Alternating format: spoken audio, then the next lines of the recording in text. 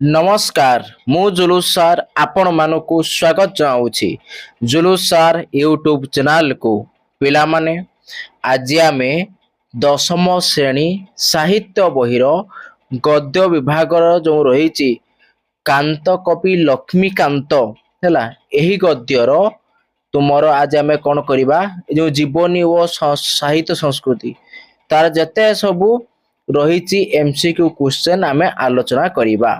आस पिला माने first question देला कौन कही ना लक्ष्मीकांत केउ दिन जन्म ग्रहण करथिले रथयात्रा ना माणबसा गुरुवार रज संक्रांति ना राखी पूर्णमी कौन हम रे पिला माने ना यार सठिक उत्तर हेबो तुमर कौन ना माणबसा गुरुवार। ओके तापर देखिबा प्रश्न नंबर 2 कौन कही ना लक्ष्मीकांतଙ୍କ पैतृक ग्रामर नाम कौन तालपदा रथपदा पढ़ुआपदा मंगलापदा यार सठिक उत्तर कौन आसवे पिला माने ना तालपदा। तापर देखिबा प्रश्न नंबर 3 कौन कही से केउ संप्रदायर थिले ब्राह्मण करण वैष्णव खंडायत यार सठिक उत्तर हेउची वैष्णव। तापर देखिबा प्रश्न नंबर 4 कौन कही ना कांत कविंक मातांक नाम कौन थिला कनकमणि राधामणि कोकिला देवी जाह्नवी देवी यार सठिक उत्तर हेउची पिला माने राधामणि। तापर देखिबा प्रश्न नंबर 5 कौन कही लक्ष्मीकांत जन्म बेलकु तांको पिता केउ कार्य करुथिले वकिलाती व्यवसाय शिक्षकता ना जमीदारी बुझाबना जमीदारी बुझासुझा कौन हम रे पिला माने यार सठिक उत्तर हेबो शिक्षकता। तापर देखिबा प्रश्न नंबर 6 कौन कही लक्ष्मीकांतଙ୍କ पिता भागवत प्रसाद केउठारे प्रथमे वकिलाती आरंभ करिथिले भद्रक कटक बालेश्वर मयूरभंज यार सठिक उत्तर हेबो बालेश्वर। तापर देखिबा प्रश्न नंबर 7 छात्रावासरे किए लक्ष्मीकांतଙ୍କ अभिभावक दायित्व तुलाउथिले हेमचंद्र सरकार उमाचरण दास ब्रज सुंदर दास विश्वनाथ कर यार सठिक उत्तर आसीबो कौन पिला माने ना उमाचरण दास। तापर देखिबा प्रश्न नंबर 8 कौन कही लक्ष्मीकांत केउ स्कूल रु एंट्रांस पास कले Bhadrak high school Pyarimohan academy Baleshwar जिला स्कूल कटक कॉलेजिएट स्कूल यार सठिक उत्तर हम पिला माने तमरो ना बालेश्वर जिला हाई स्कूल। तापर देखिबा प्रश्न नंबर 9 कौन कही लक्ष्मीकांत केउ मसिया रे मैट्रिक पास कले 1905 मसिया 1912 मसिया 1913 मसिया 1907 मसिया ना यार सठिक उत्तर हेबो 1907 मसिया। तापर देखिबा प्रश्न नंबर 10 कौन कही लक्ष्मीकांत केउ कॉलेज रु आईए पास कले फकीर Mohan college Bhadrak college Ripon College Ravenshaw college यार सठिक उत्तर हम कौन पिला माने ना रेभेन्सा कॉलेज।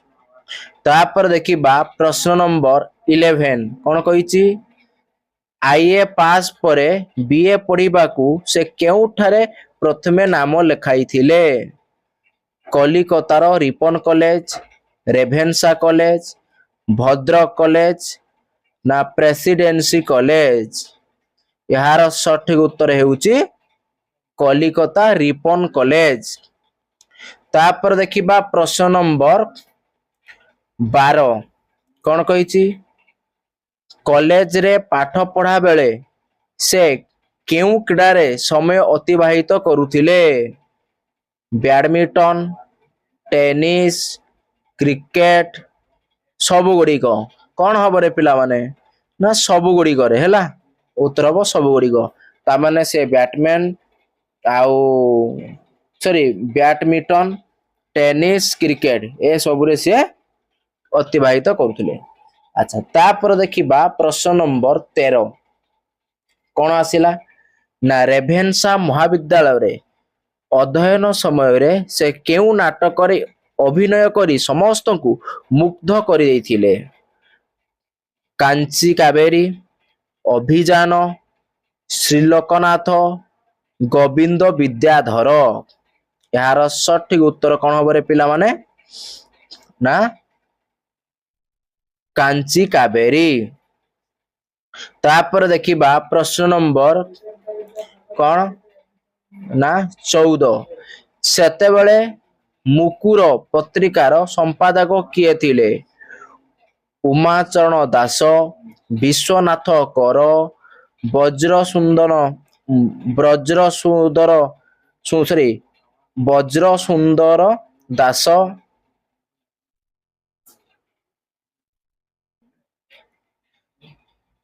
सेतेबेले मुकुर पत्रिकार संपादक किए थिले उमाचरण दास विश्वनाथ कर वज्र सुंदर दास गोपबंधु दास यार सठिक उत्तर हेउची वज्र सुंदर दास तापर देखिबा प्रश्न नंबर 15 बाग्मी विश्वनाथ कर केउ पत्रिकार संपादक थिले मुकुर उत्कल साहित्य सत्यवादी उत्कल मधुप यार सठिक उत्तर हेबो कौन ना उत्कल साहित्य तापर देखिबा प्रश्न नंबर 16 कौन कहिछि ना एंट्रांस पढुथला बेले कविता लेखा पाई कहार श्रद्धा भाजन होई थिले फकीर मोहन सेनापति गोपबंधु दास नीलकंठ दास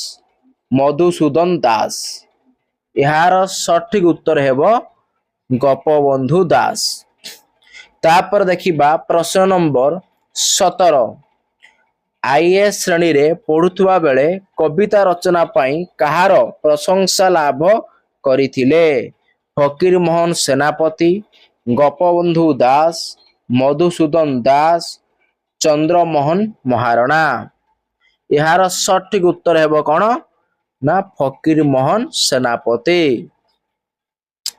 तापर देखिबा प्रश्न नंबर 18 कौन कहिछि रेभेन्सा रे केउ अध्यापक दिग्दर्शन रे लक्ष्मीकांत अग्रणी स्वेच्छासेवी थिले हेमचंद्र सरकार उमाचरण सरकार ब्रज सुंदर सरकार बादल सरकार यार सठिक उत्तर हेउची कौन रे पिला माने ना हेमचंद्र सरकार तापर देखिबा प्रश्न नंबर 19 कौन कहिछि लक्ष्मीकांत केउ कवि भाबरे ओडिया साहित्य रे परिचित कवि मंजुल पल्ली कवि स्वभाव कवि कांत कवि यार सठिक उत्तर हेबो पिला माने कांत कवि तापर देखिबा प्रश्न नंबर 20 कौन कहिछि तांकु केबे विधिवत रूपे कांत कवि उपाधि रे सम्मानित करागला 1929 1934 1924 1914 यार सठिक उत्तर हेउची 1934 मसिया तापर देखिबा प्रश्न नंबर 21 कौन कहिछि କେଉଁ ସାରସ୍ୱତ ସମ୍ବର୍ଦ୍ଧନା ଭାବରେ ତାଙ୍କୁ ବା ସଭାରେ କେଉଁ ସାରସ୍ୱତ ସମ୍ବର୍ଦ୍ଧନା ସଭାରେ ତାଙ୍କୁ କାନ୍ତକବି ଉପାଧିରେ ଭୂଷିତ କରାଗଲା? ସେହି ସଭାର ସଭାପତିତ୍ୱ ବା ସଭାପତି କିଏ ଥିଲେ? ଲକ୍ଷ୍ମୀ ନାରାୟଣ ସାହୁ, ଚିନ୍ତାମଣି ମହାନ୍ତି, ଗୋପବନ୍ଧୁ ଦାସ, ଫକୀର ମୋହନ ସେନାପତି। ଏହାର ସଠିକ ଉତ୍ତର ହେଉଛି ଚିନ୍ତାମଣି ମହାନ୍ତି। ତାପରେ ଦେଖିବା ପ୍ରଶ୍ନ ନମ୍ବର 22 କଣ କହିଛି? ଲକ୍ଷ୍ମୀକାନ୍ତ କେଉଁ କଲେଜରୁ ବିଏ ପାସ୍ କଲେ? Ravenshaw, Ripon, Bhadrak, Fakir Mohan. ଏହାର ସଠିକ ଉତ୍ତର ହେଉଛି ରେଭେନ୍ସା। ଆଚ୍ଛା, ତାପରେ ଦେଖିବା ପ୍ରଶ୍ନ ନମ୍ବର 29। ଲକ୍ଷ୍ମୀକାନ୍ତ ପୁରୀରେ କାହା ପାଖରେ ରହି ଜଗନ୍ନାଥ ଦର୍ଶନ କରିଥିଲେ? ଗୋପବନ୍ଧୁ ଦାସ, ନୀଳକଣ୍ଠ ଦାସ, ଉମାଚରଣ ଦାସ, ହେମଚରଣ ଦାସ। ଏହାର ସଠିକ ଉତ୍ତର ହେଉଛି ଉମାଚରଣ ଦାସ। ତାପରେ ଦେଖିବା ପ୍ରଶ୍ନ ନମ୍ବର 24। ସେ କାହାଠାରୁ ଦୀକ୍ଷା ଗ୍ରହଣ କରିଥିଲେ? କାହାଠାରୁ ରେ? କଣ କୁଳଗୁରୁ ବିପ୍ରଦାସ, କୁଳଗୁରୁ ବାବାଜୀ ରାମଦାସ, କୁଳଗୁରୁ ଆଚାର୍ଯ୍ୟ ହରିହର, କୁଳଗୁରୁ ଯଶୋବନ୍ତ ଦାସ। ଏହାର ସଠିକ ଉତ୍ତର ହବ କୁଳଗୁରୁ ବାବାଜୀ ରାମ ଦାସ। ତାପରେ ଦେଖିବା ପ୍ରଶ୍ନ ନମ୍ବର 25 କଣ କହିଛି? ଦୀକ୍ଷା ଗ୍ରହଣ ପରେ ସେ କେଉଁ ଦେବତାଙ୍କ ପ୍ରତି ସମର୍ପିତ ହେଲେ? ଜଗନ୍ନାଥ, ମହାଦେବ, ଗୋପୀନାଥ, କେଉଁଟି ନୁହେଁ? ଏହାର ସଠିକ ଉତ୍ତର ହବ ଗୋପୀନାଥ। ତାପରେ ଦେଖିବା ପ୍ରଶ୍ନ ନମ୍ବର 26। ଭାଷା ଭିତ୍ତିକ ଉତ୍କଳ ପ୍ରଦେଶ ଗଠନ ଲାଗି କାହା ମାଧ୍ୟମରେ ଆନ୍ଦୋଳନ ହୋଇଥିଲା? ଉତ୍କଳ କଂଗ୍ରେସ, କଂଗ୍ରେସ ସମ୍ମିଳନୀ, ଉତ୍କଳ ସମ୍ମିଳନୀ, ଜାତୀୟ କଂଗ୍ରେସ। ଏହାର ସଠିକ ଉତ୍ତର ହେଉଛି ଉତ୍କଳ ସମ୍ମିଳନୀ। ତାପରେ ଦେଖିବା ପ୍ରଶ୍ନ ନମ୍ବର 27। କାହା ନେତୃତ୍ୱରେ ଉତ୍କଳ ସମ୍ମିଳନୀ ଗଠିତ ହୋଇଥିଲା? ଗୋପବନ୍ଧୁ ଦାସ, ହରେକୃଷ୍ଣ ମହତାବ, ମଧୁସୂଦନ ଦାସ, ଗୋଦାବରୀଶ ମିଶ୍ର। ଏହାର ସଠିକ ଉତ୍ତର ହେଉଛି ମଧୁସୂଦନ ଦାସ। ତାପରେ ଦେଖିବା ପ୍ରଶ୍ନ ନମ୍ବର 28 କଣ କହିଛି? କେଉଁ ମସିହାରେ ବନ୍ଦେ ଉତ୍କଳ ଜନନୀ ଗୀତିକା ରଚିତ ହୋଇଥିଲା? 1912, 1913, 1929, 1924। ଏହାର ସଠିକ ଉତ୍ତର ହେଉଛି 1912। ଆଚ୍ଛା, ତାପରେ ଦେଖିବା ପ୍ରଶ୍ନ ନମ୍ବର 29। କେଉଁଠାରେ ଏହା ପ୍ରଥମେ ଗାନ କରାଯାଇ ପ୍ରସିଦ୍ଧି ଲାଭ କରିଥିଲା? ରେଭେନ୍ସା କଲେଜ, ଭଦ୍ରକ ହାଇସ୍କୁଲ ସାହିତ୍ୟ ସଭା, ଉତ୍କଳ ସମ୍ମିଳନୀ ଅଧିବେଶନ, ବାଲେଶ୍ୱର ଜିଲ୍ଲା ସ୍କୁଲ ସମ୍ବର୍ଦ୍ଧନା ସଭା। ଏହାର ସଠିକ ଉତ୍ତର ହେଉଛି ପିଲାମାନେ ଉତ୍କଳ ସମ୍ମିଳନୀ ଅଧିବେଶନ। ତାପରେ ଦେଖିବା ପ୍ରଶ୍ନ ନମ୍ବର 30। ଲକ୍ଷ୍ମୀକାନ୍ତଙ୍କ ପିତା କେଉଁ କାଉନସିଲର ସଭ୍ୟ ଥିଲେ? ଜାତୀୟ କଣ ଭାରତୀୟ ଜାତୀୟ କଂଗ୍ରେସ, ବଙ୍ଗ ବିହାର, ବିହାର ଓଡ଼ିଶା, କୌଣସିଟି ନୁହେଁ? ଏହାର ସଠିକ ଉତ୍ତର ହବ ବିହାର ଓଡ଼ିଶା। ତାପରେ ଦେଖିବା ପ୍ରଶ୍ନ ନମ୍ବର 31 କଣ କହିଛି? କେଉଁ ସତ୍ୟାଗ୍ରହ ସମୟରେ ଭାଗବତ ପ୍ରସାଦ ବ୍ରିଟିଶ ସରକାରଙ୍କୁ ବିରୋଧ କରି ବିହାର ଓଡ଼ିଶା କାଉନସିଲ ସଭ୍ୟ ପଦରୁ ଇସ୍ତଫା ଦେଲେ? ଅସହଯୋଗ ଆନ୍ଦୋଳନ, ଲବଣ ସତ୍ୟାଗ୍ରହ, ବଙ୍ଗଭଙ୍ଗ ଆନ୍ଦୋଳନ, ଭାରତ ଛାଡ ଆନ୍ଦୋଳନ। ଏହାର ସଠିକ ଉତ୍ତର ହେଉଛି ଲବଣ ସତ୍ୟାଗ୍ରହ। ତାପରେ ଦେଖିବା ପ୍ରଶ୍ନ ନମ୍ବର 32। କାନ୍ତ କବିଙ୍କ ପ୍ରତିଷ୍ଠିତ ଗୋପୀନାଥ ସଙ୍ଗୀତ ସମାଜ କେଉଁ କାର୍ଯ୍ୟ ଲାଗି ଉଦ୍ଦିଷ୍ଟ ଥିଲା? ପାଲା ପରିବେଷଣ, ରାସ ପରିବେଷଣ, ନାଟକ ଅଭିନୟ, ସଂକୀର୍ତ୍ତନ ପରିବେଷଣ। ଏହାର ସଠିକ ଉତ୍ତର ହେଉଛି ପିଲାମାନେ ନାଟକ ଅଭିନୟ। ତାପରେ ଦେଖିବା ପ୍ରଶ୍ନ ନମ୍ବର 33। ଗୋପୀନାଥ ସଙ୍ଗୀତ ସମାଜ କେତେ ବର୍ଷ ଧରି ତିଷ୍ଠି ରହି ପାରିଥିଲା? 10 ବର୍ଷ, 5 ବର୍ଷ, 8 ବର୍ଷ, 7 ବର୍ଷ। ଏହାର ସଠିକ ଉତ୍ତର ହେଉଛି 5 ବର୍ଷ। ତାପରେ ଦେଖିବା ପ୍ରଶ୍ନ ନମ୍ବର 34। 1929 ମସିହାରେ କାନ୍ତ କବି କେଉଁ ପ୍ରେସ କଣ ସ୍ଥାପନ କରିଥିଲେ? 1929 ମସିହାରେ କାନ୍ତ କବି କେଉଁ ପ୍ରେସ ସ୍ଥାପନ କରିଥିଲେ? Gopinath press, Jagannath press, Radhamani press, Utkal ସାହିତ୍ୟ ପ୍ରେସ। ଏହାର ସଠିକ ଉତ୍ତର ହେଉଛି ଗୋପୀନାଥ ପ୍ରେସ। ତାପରେ ଦେଖିବା ପ୍ରଶ୍ନ ନମ୍ବର 35। କାନ୍ତ କବି କେଉଁ ପତ୍ରିକାର ପ୍ରତିଷ୍ଠାତା ସମ୍ପାଦକ ଥିଲେ? ଡଗର, ସତ୍ୟବାଦୀ, ମୁକୁର ନା ଉତ୍କଳ ସାହିତ୍ୟ? ଏହାର ସଠିକ ଉତ୍ତର ହେବ ଡଗର। ପ୍ରଶ୍ନ ନମ୍ବର 36। ନିମ୍ନୋକ୍ତ କେଉଁଟି କବିଙ୍କର ପ୍ରହସନ ରଚନା? ହନୁମନ୍ତର ବସ୍ତ୍ରହରଣ, ଡିମ୍ବକ୍ରେସି ସଭା ନା ଜର୍ମାନ ଭୂତ ଓ ବ୍ରିଟିଶ ଦୂତ, ସବୁ ଗୁଡ଼ିକ? କଣ ହବ ରେ ପିଲାମାନେ? ଏହାର ସଠିକ ଉତ୍ତର ହବ ସବୁ ଗୁଡ଼ିକ। ସବୁ ଗୁଡ଼ିକ ମାନେ ହନୁମନ୍ତର ବସ୍ତ୍ରହରଣ ଏଟା ବି ହେଇପାରିବ ହେଲା, ଡିମ୍ବକ୍ରେସି ସଭା ବି ହେଇପାରିବ, ଆଉ ଜର୍ମାନ ଭୂତ ଓ ବ୍ରିଟିଶ ଦୂତ ବି ଏଟା ବି ହେଇପାରିବ ହେଲା। ତାପରେ ଦେଖିବା ପ୍ରଶ୍ନ ନମ୍ବର 37। ଡଗର ପତ୍ରିକା କେଉଁ ମସିହାରେ ପ୍ରଥମେ ପ୍ରକାଶ ପାଇଥିଲା? 1929, 1937, 1948, 1935? ଏହାର ସଠିକ ଉତ୍ତର ହେଉଛି 1937। ଆଚ୍ଛା, ତାପରେ ଦେଖିବା ପ୍ରଶ୍ନ ନମ୍ବର 38। ଫକୀର ମୋହନଙ୍କ ଉତ୍କଳ ଭ୍ରମଣ ଅନୁକରଣରେ କବି କେଉଁ ଲାଳିକା ରଚନା କରିଥିଲେ? ଲାଳିକା ରଚନା କରିଥିଲେ। ଫକୀର ମୋହନଙ୍କ ଉତ୍କଳ ଭ୍ରମଣ ଅନୁକରଣରେ କବି କେଉଁ ଲାଳିକା ରଚନା କରିଛନ୍ତି? ବାଲେଶ୍ୱର ଭ୍ରମର, କଟକ ସଫର, ଭଦ୍ରକ ସଫର, ମୟୂରଭଞ୍ଜ ଭ୍ରମଣ? 38 କଣ ହବ ରେ ପିଲାମାନେ? ନା କଟକ ସଫର। ତାପରେ ଦେଖିବା ପ୍ରଶ୍ନ ନମ୍ବର 39। କଣ କହିଛି? କବିଙ୍କ ଚଟକ ଚନ୍ଦ୍ରହାସ ଚମ୍ପୁ କେଉଁ ବିଶିଷ୍ଟ ସାରସ୍ୱତ ସାଧକଙ୍କ ରଚନା ଲାଳିକା?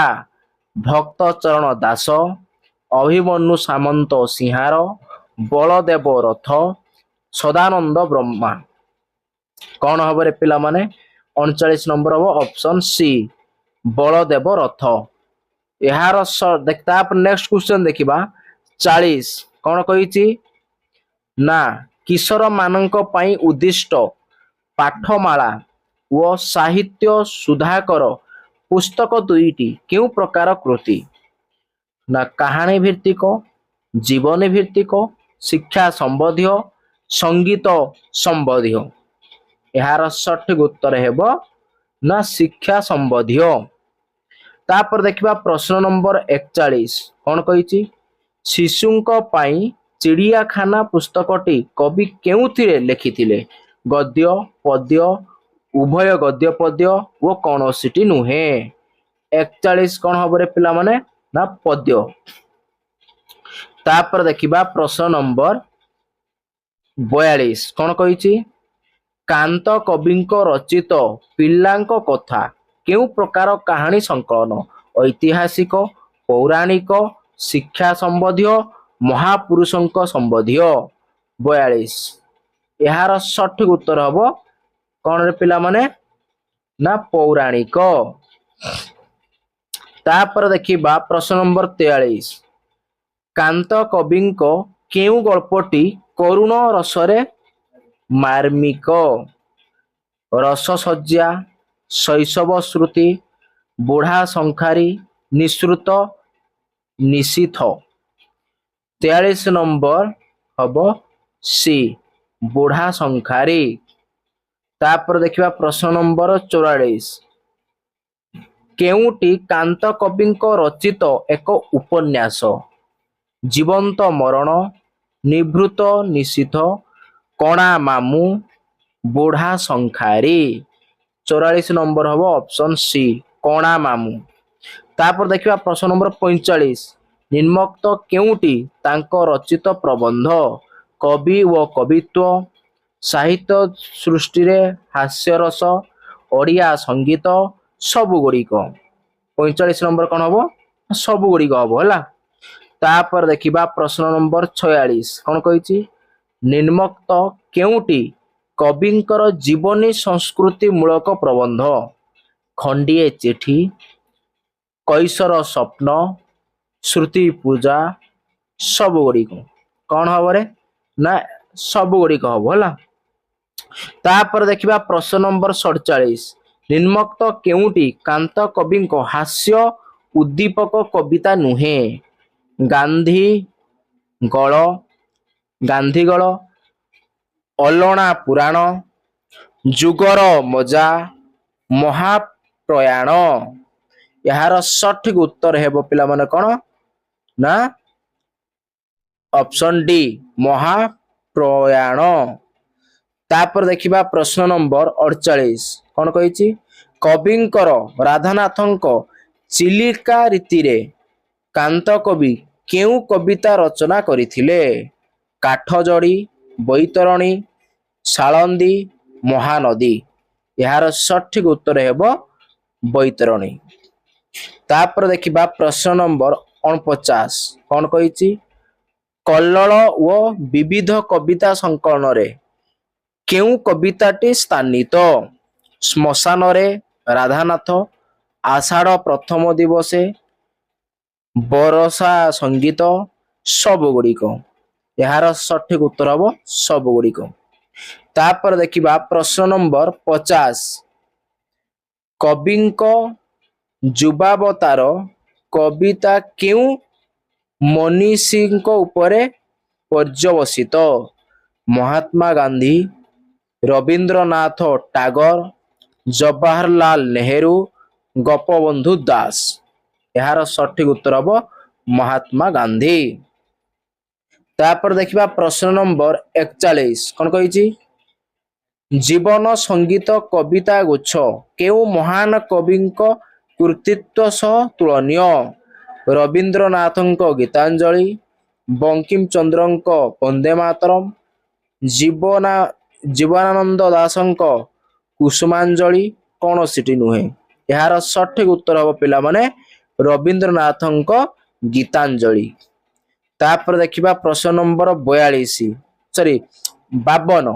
କଣ କହିଛି କବିଙ୍କର ଜୀବନ ସଙ୍ଗୀତ କେଉଁ ପ୍ରକାର କବିତା ସଂକଳନ ଦେଶାତ୍ମକ ବୋଧ ଆଧ୍ୟାତ୍ମିକବାଦୀ ଜୀବନ ଜୀବନ ସ୍ମୃତିମୂଳକ ହାସ୍ୟ ଉଦ୍ଦୀପକ କଣ ହବରେ ପିଲାମାନେ ନା ଏହାର ସଠିକ ଉତ୍ତର ହବ ଆଧ୍ୟାତ୍ମିକବାଦୀ। ତାପରେ ଦେଖିବା 53 କଣ କହିଛି ନିମ୍ନୋକ୍ତ କବିତା ମଧ୍ୟରୁ କେଉଁଟି କବିଙ୍କର ଲାଳିକା ନୁହେଁ ଧଳା ମାଣିକରେ କଟକ ସଫର ଚଟକ ଚନ୍ଦ୍ର ହାସ ଚାମ୍ପୁ ଯୁବାବତାର 53 କଣ ହବରେ ପିଲାମାନେ ଅପସନ ଡି ଯୁବାବତାର। ତାପରେ ଦେଖିବା ପ୍ରଶ୍ନ ନମ୍ବର 54 କଣ କହିଛି ନା କାନ୍ତ କବିଙ୍କ ଅଲଣା ପୁରାଣ କେଉଁ ପ୍ରକାର କବିତା ହାସ୍ୟ ଉଦ୍ଦୀପକ ଲାଳିକା ଦେଶପ୍ରୀତିମୂଳକ ଜାତି ବନ୍ଦନାମୂଳକ 54 ଏହାର ସଠିକ ଉତ୍ତର ହବ ହାସ୍ୟ ଉଦ୍ଦୀପକ।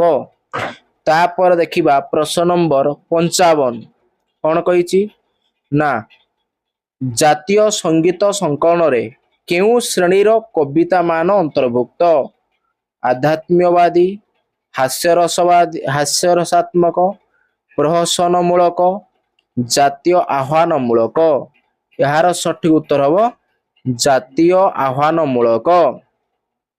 ତାପରେ ଦେଖିବା ପ୍ରଶ୍ନ ନମ୍ବର 56 ଇଏ ପିଲାମାନେ ତମର ହଉଛି କମେଣ୍ଟ ୱାର୍କ ପ୍ରଶ୍ନ ହେଲା ଏଇ ପ୍ରଶ୍ନର ଉତ୍ତର ତମେ ମାନେ କମେଣ୍ଟ ବକ୍ସରେ ମତେ କମେଣ୍ଟ କରିକି ଜଣେଇବ ହେଲା ଇଏ ହଉଛି କମେଣ୍ଟ ୱାର୍କ ପ୍ରଶ୍ନ ଓକେ। ଆଚ୍ଛା କଣ ଦେଲା କାନ୍ତ କବିଙ୍କ ଜାତୀୟ ସଙ୍ଗୀତ ସଂକଳନରେ କେଉଁ କବିତା ସ୍ଥାନିତ ସାଜରେ ସାଜରେ କୋଟି କୋଟି କଣ୍ଠେ ଆଜି ଉଡାଇ ନଶାଣ ବଜାଇ ଭେରି ସବୁ ଗୁଡ଼ିକ ହେଲା ଏରା କମେଣ୍ଟ ୱାର୍କ ପ୍ରଶ୍ନ ତମେ ମାନେ ଯୋଉମାନେ ଉତ୍ତର ଜାଣିଛ କମେଣ୍ଟ ବକ୍ସରେ କମେଣ୍ଟ କରି ଜଣେଇବ। ତାମାନେ ପିଲାମାନେ ଆଜି ରଖିବା। Bye bye.